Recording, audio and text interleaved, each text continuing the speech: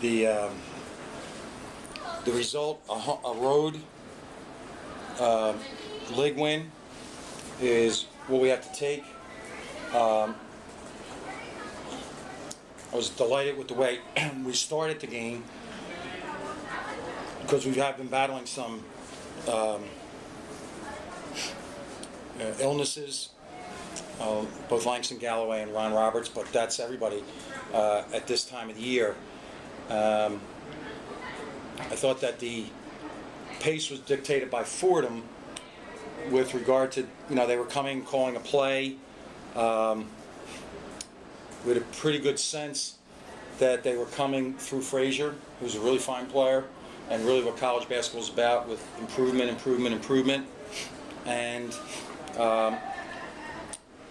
even when we got the 5-point lead in the second half, we didn't have breathing room. So there's a lot of individual plays that we have to improve on. But for the collective group, get on the bus with a road league game win, we'll take that. In a lot of ways, you almost look at this could be a letdown game. You face Temple on Saturday, coming off a big win against Xavier. Do you think at all? No, I don't think that at all. I mean, we're 11-7, so we don't have the right to have letdown games. This is a team that averaged 10 points higher at home than they did on the road. I told them everything that has happened at home. They clobbered Duquesne. They have a war with Rhode Island. They have a war with UMass. UMass and that game was the same game, exact same game. So, the only time they've gotten hurt was on the road. And I'm not overinflating. That's a young team that played with a lot of energy and a lot of fervor. And for the most part, we answered that. When you shoot 1 for 12 from the 3-point line in the first half, you're not going to look very good. Right. So I thought the spurt at the end of the half, we were down 6, cut it to 2. That was a big deal. Great recognition at the end, Chris Wilson and Langston and CJ to get a bucket at the end. And then I thought Halil came up, with a real calm game, and that certainly helps us. On the flip side of that, coming off of your biggest win, how important was it to see these guys be able to get 2 in a row? And also, there were plenty of chances tonight. It was back and forth. They held on and kept the momentum going. Well, I think that the answer would be, that's what I was saying Saturday night. Like, that Xavier win was that night, and it only had shelf value to Monday. And I don't think there was a hangover. I think, like all teams in college basketball, we're a better home team than we are a road team. But there's all kinds of factors. This is our first weeknight win in the Atlantic 10. Every other time we've played on Wednesday or Thursday, we've lost. We're 0-3. Does that factor in? I have no idea. I don't know.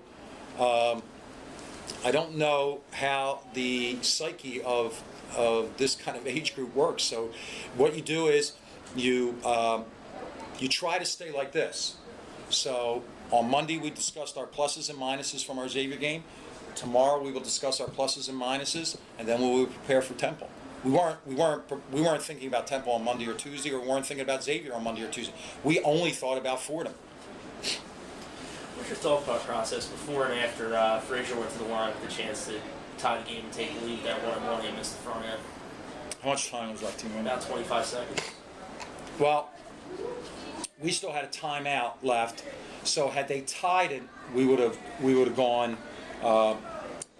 We would have run a play, and preferably a play to put the ball in the low. God bless you, and then move the ball from the low post out.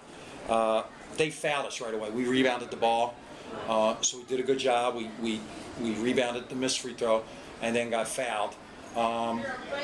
And then the only other time that there was a thought, we changed how we guarded. Right. We were switching everything in that last minute, and then Tay made it to put us up 4. Had we been up 3, we were going to foul, and we don't practice it. But I wasn't taking any chance. We've had enough balls bank in, and kicked in from behind somebody's ear or something. So I wasn't taking a chance there. Well, speaking of Tay, I mean, he scored 10 in your final 13, hit that big three, and then the free throw shooting, which has been a bit of a problem for you. Can you just Good point. talk about, I guess, his clutchness down the stretch? Well, I thought the best play that he made in that stretch, Aaron, was he turned the corner and he created contact at the rim. And look, I'm not knocking the guys, but they got shaky. I mean, they had a kid fall down and then blow a whistle. You know what I mean? So, like, he created the contact. He got us that. Sometimes you're not going to get that. Earlier in the game, he had gone to the basket and didn't get that. And he could sometimes be fooled. He had taken a shot earlier that was a foolish shot, off the three-point line. So going to the foul line, like, I've never said this to him, but if you go back over his career, there aren't a lot of big free throws that he made. Places where he cinched things. He knows that. He knows that. And I'm not going to dwell on a negative with him. But, come out 7 for 8 in the last, minute something? Yeah, that's what you're supposed to do if you are the leading scorer. You may not be the best player, but you could be the leading scorer for a reason. Phil, talk about Frazier and Phil, how much he's progressed since you saw him as a freshman and now he's become. Well, I think that, I went back over our note. He had 20 against us last year. So he's what this league is becoming, longer guards. There was a stretch of time where this league was smaller guards, longer guards. He has a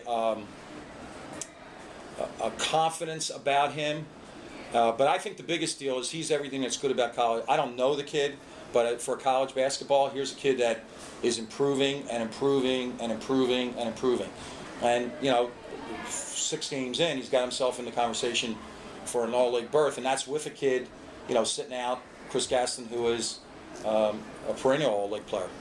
You said you've talked with Carl about not having made big free throws in the past. What have you said? No, I didn't. I said I didn't speak to him about it. Okay. Because I don't know.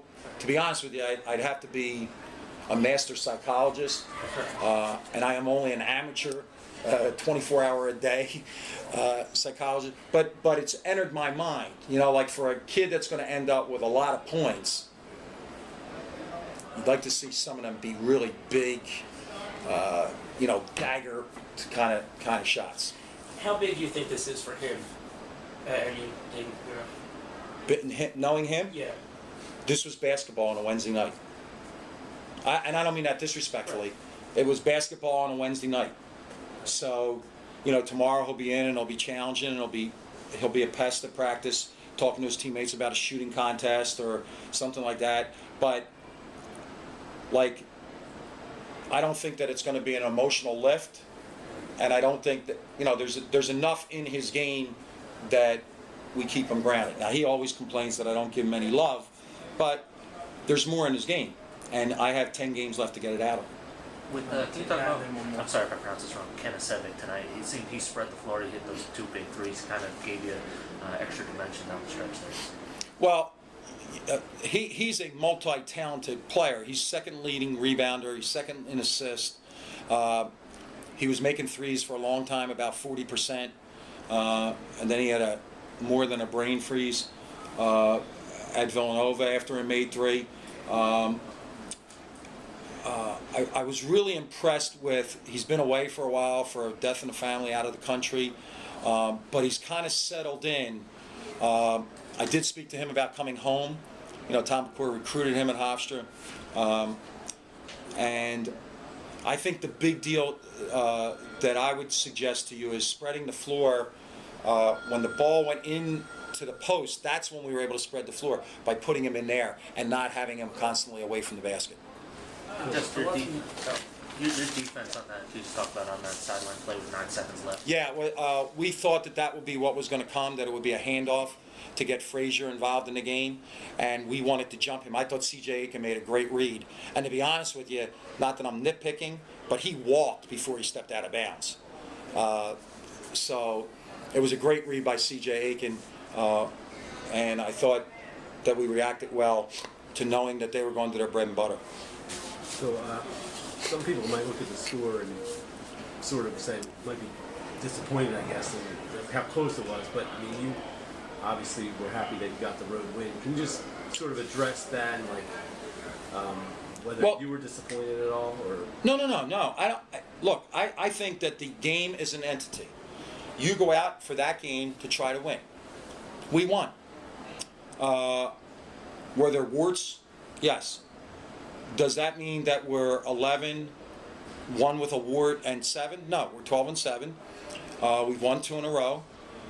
We've now won another road game, and we have a lot to improve on. So the way I look at it is, what did you come to do? We're not a team that's going to put on a show. That's just not who we are. And if somebody wants to say it was grinding, it was ugly, it went in the right column. And I think it's a lot easier to go tomorrow and teach for myself. Stay up all night, watch these Temple tapes. It's easier not feeling that the world is caving in. And that's what it feels like when you lose, that the world has caved in. And you could lose in November, March, February, feels like the world caved in.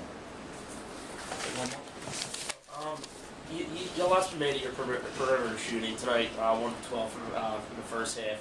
Does it kind of get frustrating, live and die by the threes? Second half, things sort of turn around when they start going in. Yes. I don't know how. I'm not being. Look. I think you have to take the shots that are there. Okay. Now I'm going to say this: there were a number of those threes that were just outlandish. And as honorable a guy as Langston Galloway is, he took a 30-foot three.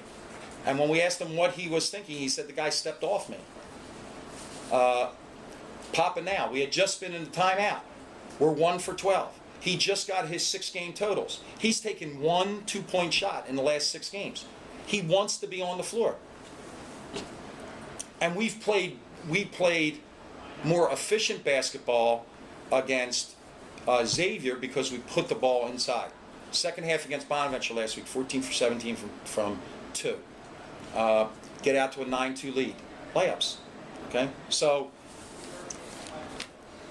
I don't know if the right word's frustrating as much as it's self-critical. Like, I have not taught them well enough if they just think that's the answer. Okay?